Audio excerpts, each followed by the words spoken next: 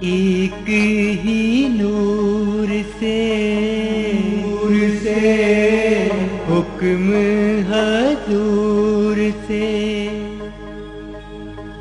सारी सृष्टि साजी, भाई पंडित काजी।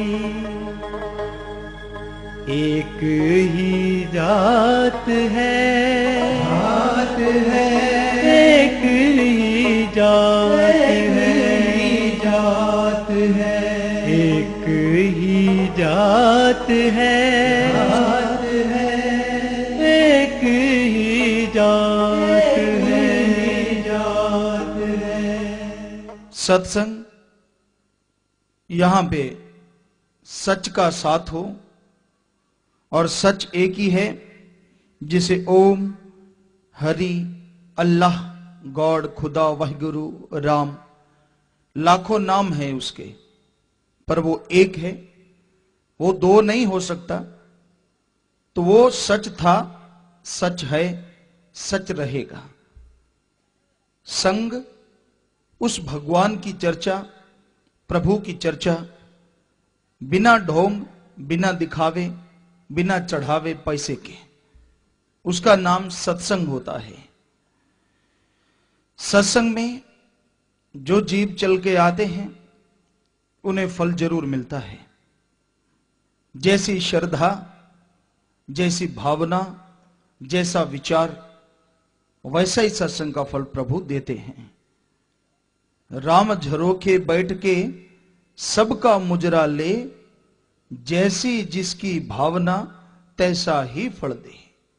जैसी भावना है, जैसी श्रद्धा है, वैसा ही भगवान फल देते हैं।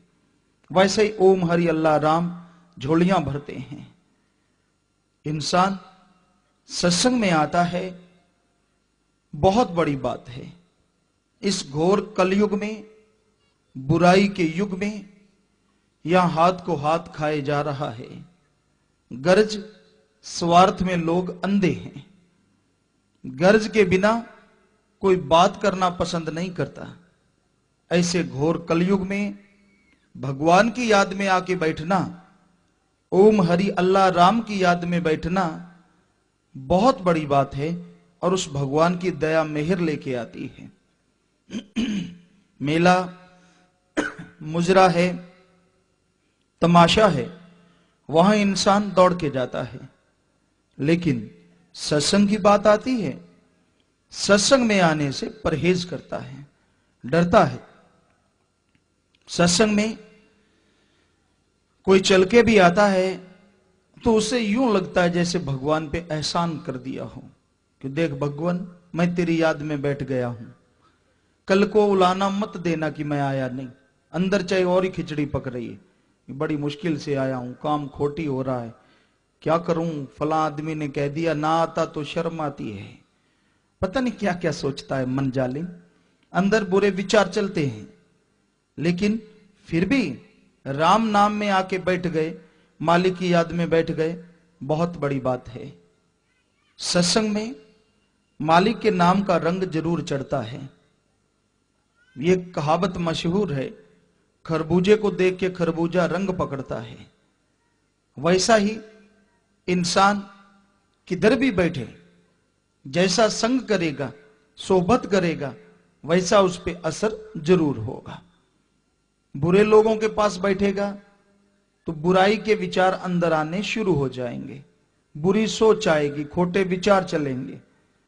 भले पुरुषों का संग करेगा तो भले नेक विचार आएंगे, और अगर सत्संग करेगा तो भगवान की याद आएगी, अपने मालिक अल्लाह राम की याद आएगी, और वो याद इंसान को कंकर पत्थर से पारस बना देती है। ऐसी खुशी बख्शती है, ऐसा परमानंद बख्शती है जो कहने सुनने से परे है। सत्संग में आना मुश्किल है। सत्संग में जब भी मुंह करो काम धंधे इतने ज्यादा आ जाते हैं कि पूछो मत। मन कहता है अगर अब चला गया इतना धंधा खोटा हो जाएगा, इतना काम खराब हो जाएगा, इतनी परेशानी हो जाएगी, इतने पैसे का लॉस हो जाएगा। और कहीं शादी में जाना हो, ससुराल में हो तो कहना ही क्या, किधर भी जाना हो तो दौड़ा चला जाता है। तब काम धंधा खराब नहीं होता, तब तो दौड़ के जाता है, छुट्टी की भी जरूरत नहीं, मन भी नहीं रोकता, कहता जा जा, क्यों वहां मान बढ़ाई मिलेगी, जीजा जी कहते हैं सब।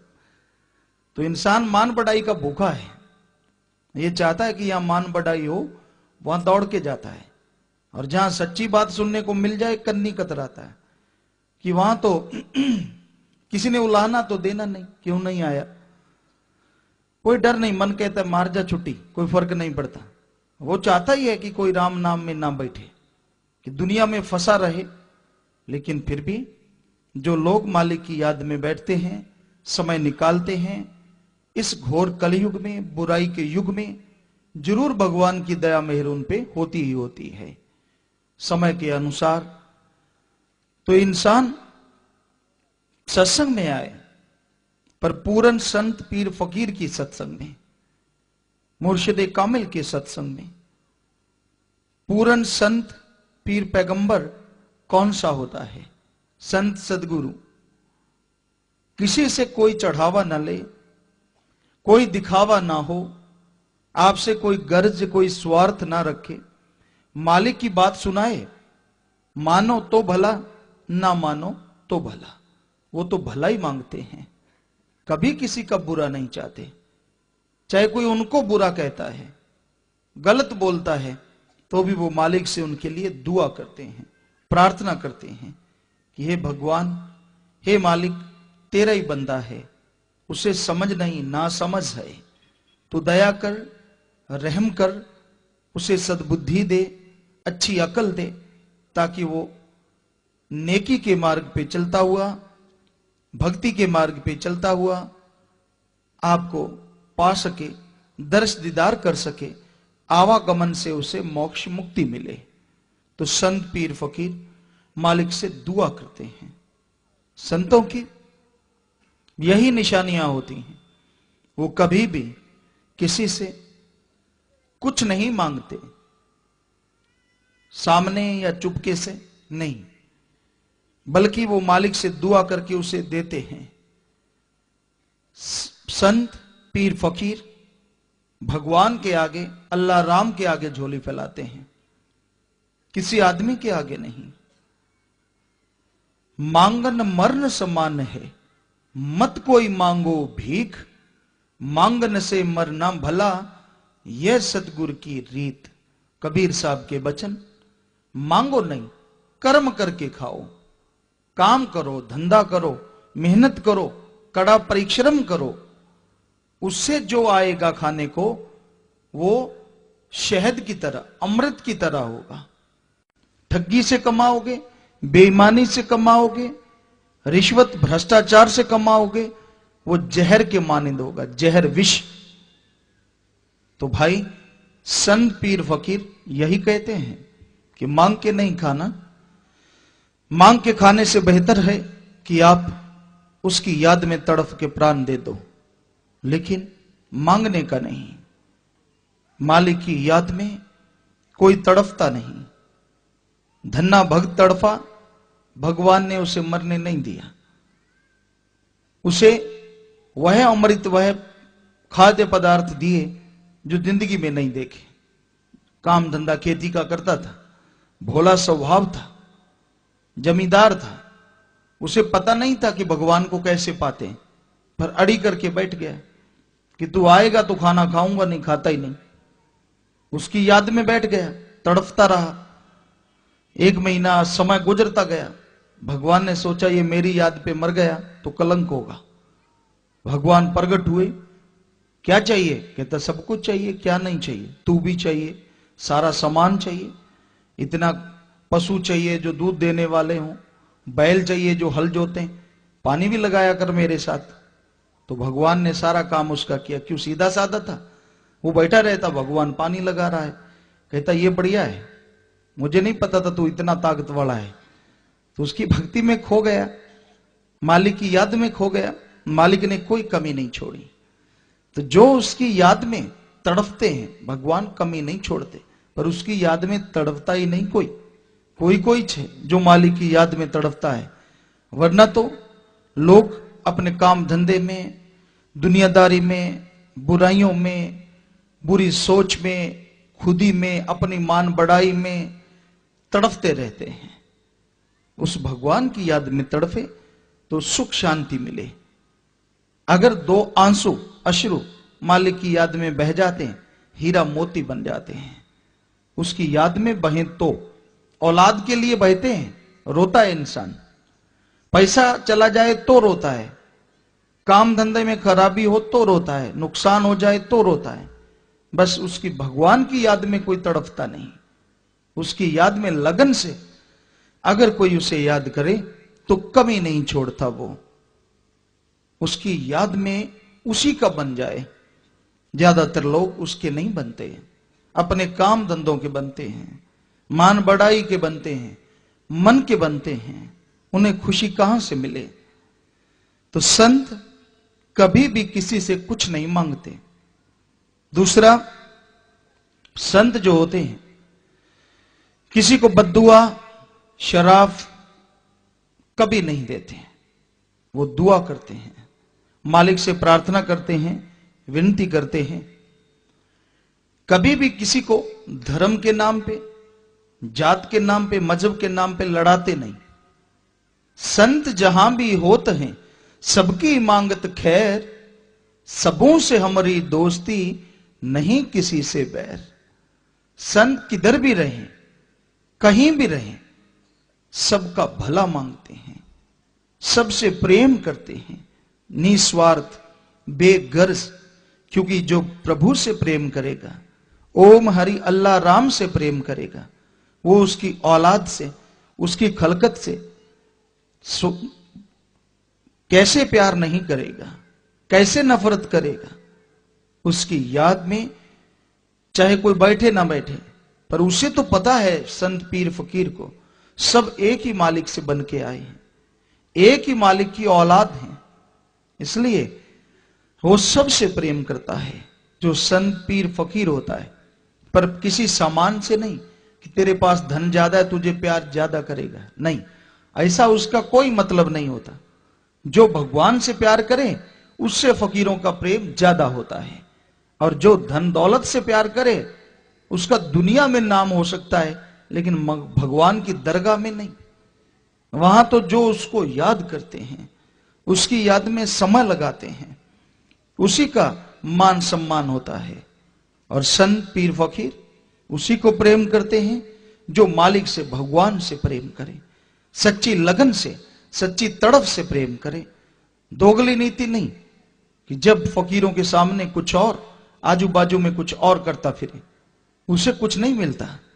वो तड़पता रहता है दुनिया में, बेचैन घूमता है, चैन नसीब नहीं होता। तो संतों का काम सबका भला मांगना है, वो झगड़ा नहीं करवाते। संत पाखंड नहीं करते, कोई दिखावा, कोई नकली पहरावा ऐसा वो नहीं करते, बल्कि जैसा आम इंसान पहनता है वो पहनते, जिसमें सुविधा हो। जहां माता पिता के अनुसार जैसा कपड़ा पहनते रहे वैसा पहनते रहे थे। बाहरी पाखंड नहीं कि गले में कुछ डालो, माला वगैरह, या भाई बहुत सारा चंदन चेहरे पे लेप लो, या सारे शरीर पे कीचड़ मल लो, राख मल लो, ऐसा नहीं होता। अगर ऐसा करने से मालिक मिलता तो कई जानवर ऐसा करते रहते हैं, बहुत कर्कश आवाज होती है उसकी, गंधर्वराज कहते हैं। तो वो सारा दिन माटी में लोटपोट होता रहता है, वो मालिक को नहीं मिलता, हालांकि माटी सारे शरीर पे लगी होती। तो ऐसा नहीं है कि ऐसा करने से मालिक मिल जाए। किसी भी तरह का पाखंड संत नहीं करते। पाखंड में कछु नाही साधो, पाखंड में कछु नाही रे, पाखंडिया नर भोगे 84, खोज करो मन माही रे। बाहरी दिखावा पाखंड ना करो, अगर आप भगवान को देखना चाहते हो, उससे मिलना चाहते हो, तो आप अपने अंदर मन को, बुरे विचारों को छोड़ दो, तो भगवान आपके अंदर है। वो अल्लाह राम आपके अंदर है, वो तो दूर है ही नहीं। सबसे नजदीक अगर कोई है इंसान के, तो वो मालिक है। तो पाखंडों में संत नहीं डालते, यह सच्चे संत की पहचान है। और वह समाज में आता है, दुनिया में आता है, लोगों को पाठ पढ़ाता है, नाम जपो, प्रेम करो, किसी जीव का दिल न दुखाओ। यह याद रखो कि इस दुनिया से एक दिन जाना है। याद रहेगा तो यहां पे ठगियां बेईमानियां नहीं करेगा, बुरे कर्म नहीं करेगा। किस लिए? जब साथ तो कुछ जाना नहीं, और क्या जाना है? ये जिस्म, ये शरीर भी साथ नहीं जाएगा। इसको भी बेटा जला देगा या धरती में दफना देगा। फिर क्यों पाप करो, क्यों बुरे कर्म करो? तो संत पीर फकीर यह समझाते हैं कि साथ कुछ भी जाने वाला नहीं, जाने वाला है राम नाम का जाप। ओम हरि अल्लाह गॉड खुदा रब की भक्ति इबादत। जितना जाप करोगे मालिक की भक्ति, उतना ही आपका इस जहान में, अगले जहान में मान सम्मान होगा, नाम अमर हो जाएगा। तो मालिक की भक्ति में ताकत है। संत आके मालिक का वह सच्चा नाम लोगों को बताते हैं और बदले में कछु नहीं लेते, क्योंकि मालिक का जो नाम है वो बिकाऊ नहीं है, कोई उसकी कीमत नहीं लगा सकता, वो तो अनमोल है। ईश्वर नाम अमोल है, बिन दाम बिकाए, तुलसी ये आश्चर्य है, ग्राहक कम ही आए। कि ईश्वर का नाम अनमोल है, कोई उसे कैसे खरीद लेगा? ऐसा अनमोल नाम अगर कोई फकीर आके फ्री में, मुफ्त में देता है, तो वह फलेगा फूलेगा। जो पैसा लेता है वह एक तरह से मालिक के नाम पे ठगी है, क्योंकि भगवान का नाम बिकाऊ नहीं है, उसे कोई खरीद नहीं सकता, वो तो अनमोल है। और संत फकीरों का यह काम होता है, कर्तव्य होता है कि वह अनमोल नाम को बिना दाम के दे। तो भाई संत पीर फकीर मालिक का नाम बताते हैं, लोगों को उसका जाप करना, भक्ति करना सिखाते हैं कि कैसे मालिक के नाम का जाप करना है, कैसे सुमरन करना है, चलते बैठ के लेट के काम धंधा करते हुए कर्म करते रहो। बस जीभा से या जुबान से, ख्यालों से मालिक के नाम का जाप करो। जितना जाप करोगे उसका फल जरूर मिलेगा।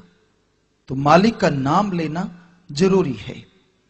चाहे कोई गृहस्थी है, घर गृहस्थ में रहता है, चाहे कोई साधु है, भगवान के नाम के बिना सब थोथे हैं। अगर राम का नाम जपो तो भाई सब कुछ मिले। जैसे रविदास जी ने कहा, मन चंगा कटौती में गंगा, कि आपका अगर विचार अच्छा है तो चाहे कहीं भी रहते हो वहीं पे पवित्रता है, मालिक के दर्श दीदार है।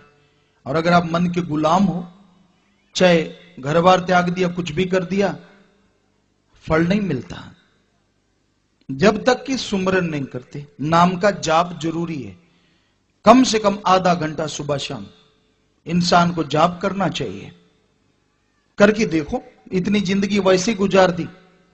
आप नियम बना लो, दृढ़ संकल्प कर लो कि हमने आधा पौना घंटा सुबह और आधा पौना घंटा शाम को सायंकाल में मालिक की याद में लगाना है। तो आप करके देखोगे, पता चलेगा कैसा सुख मिलता है, परमानंद मिलता है। पर इंसान मालिक की याद में बैठना नहीं चाहता, गप शप मारने हो बड़ पाके भी जाता है।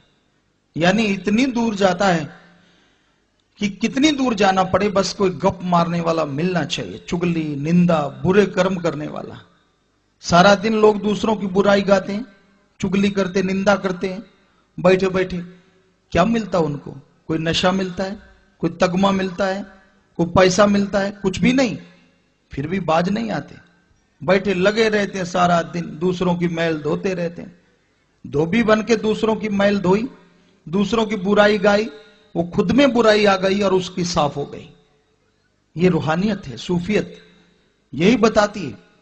पर ये हमने देखा कि ये रखता है कि किसी को पता ही ना चले और करेगा जाके चुगली निंदा जरूर। ऐसे भी लोग दुनिया में पैदा होते हैं। और मां बाप कैसे हैं मालिक जाने, क्योंकि इंसान के हाथ में है, वो अपनी माता की कोख को बहुत ऊंचा बना सकता है। संतों ने लिखा है, जननी जने तो भक्त जन, कह दाता कह सूर, नहीं तो रहे बांझ ही काहे गवावे नूर। जननी माता अगर बच्चे को जन्म दे, या तो भक्त बने, या फिर दाता दूसरों का फायदा करने वाला, या शूरवीर योद्धा बहादुर। नहीं, अगर इनमें से कोई नहीं बनती औलाद तो क्या फायदा जन्म देने का। इससे तो बांझ ही भली ना बच्चा पैदा करती, क्यों नूर गवाया अपना, 9 महीने तकलीफ उठाई। तो भाई संत पीर फकीरों ने जो लिखा वो बिल्कुल सही है। जैसा मां बाप का आचरण वैसा बच्चे का। बच्चे से मां बाप का कई बार पहचान होता है कि कैसी शिक्षा दी, कुछ ना कुछ तो पता चलता है। हालांकि बच्चे बाद में बिगड़ भी जाते हैं, मनमर्जी करते हैं, लेकिन फिर भी कुछ ना कुछ असर तो मां बाप का रहता ही है। तो इंसान को कभी भी बुरे कर्म नहीं करने चाहिए। अपने तक ही नहीं, मां बाप तक बात जाती है। इंसान का पता चलता है कैसे संस्कार मिले, कैसे उसको विचार मिले। तो भले कर्म करने चाहिए, किसी का बुरा नहीं सोचना चाहिए। और बुरा सोचना, बुरे संग में बैठना दुखदायक होता है, क्योंकि हमेशा बुरा करते रहो, बुरा बोलते रहो तो इंसान का जो मान सम्मान है वो माटी में मिल जाता है। घर परिवार वाले भी त्याग देते हैं कि ये तो बोलता अजीब है, गलत करता है बातें, क्या फायदा, वो बातों से और कुछ नहीं मिला, अपना मान सम्मान चला गया, खुशी चली गई। इसलिए किसी को बुरा मत कहो। जैसा कोई है वो भगवान देखता है, मालिक देखता है। आप में अगर हिम्मत है तो अपने अंदर की बुराइयों से लड़ो। खुद के अंदर जो गलत आदत है, गंदी आदत है, जो खुद के अंदर खोटे विचार चलते हैं, उनको त्यागो। राम नाम के द्वारा, प्रभु की भक्ति के द्वारा, ओम हरि अल्लाह राम की भक्ति इबादत करोगे तो वो बुरे विचार दूर होंगे। और अगर अंदर से बुरे विचार दूर हो गए तो भगवान के दर्श दीदार में कोई देर नहीं लगेगी, आप उसके दर्श दीदार जल्दी कर पाओगे। तो इंसान को किसी को बुरा नहीं कहना चाहिए। किसी की तरफ उंगली उठाते हो, आपकी तरफ उंगलियां अपने आप उठ जाती हैं। इंसान ऐसे कहता है दूसरों को बुरा।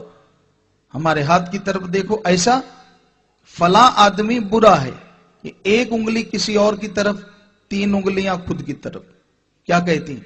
किसी को बुरा कहने से पहले अपने अंदर निगाह मारो, अंदर सोचो, क्या आपने बुरा नहीं किया? अपनी सोच से, अपने विचारों से, अपनी आंखों से, अपनी हरकतों से। अगर आपने बुरा किया है तो दूसरे को बुरा क्यों कहते हो? घर का हुजरा साफ कर जाना के आने के लिए। अंदर की बुराइयां त्याग दे भाई। तेरा भगवान, तेरा ओम हरि अल्लाह राम तेरे से दूर नहीं, वो तो अंदर बैठा है। दीवार बीच में आ गई तेरी बुराइयों की, बुरे कर्मों की। राम नाम से, ओम हरि अल्लाह वाहिगुरु गॉड खुदा रब की भक्ति इबादत से उस दीवार को दूर कर, तो मालिक तेरा तुझे दर्शन जरूर देगा, जरूर दया मेहर का पात्र बनेगा, उसकी दया दृष्टि जरूर होगी। तो इंसान अगर ध्यान से सोचे, विचार करे, तो मालिक की दया दृष्टि होगी और बुरे कर्मों से दूर हो जाएगा। तो संत सत्संग में यही समझाते हैं कि मालिक का नाम जपो, सुमरन करो, भक्ति करो। जितना भक्ति करोगे मालिक की दया मेहर उतनी होगी और दुख दर्द गम चिंता टेंशन सब दूर होगी और शांति से प्रेम से आप जीवन जी पाएंगे। सच्चा सुख मिलेगा, परमानंद मिलेगा अगर मालिक के नाम का जाप करोगे। एक ही नूर से हुक्म है तू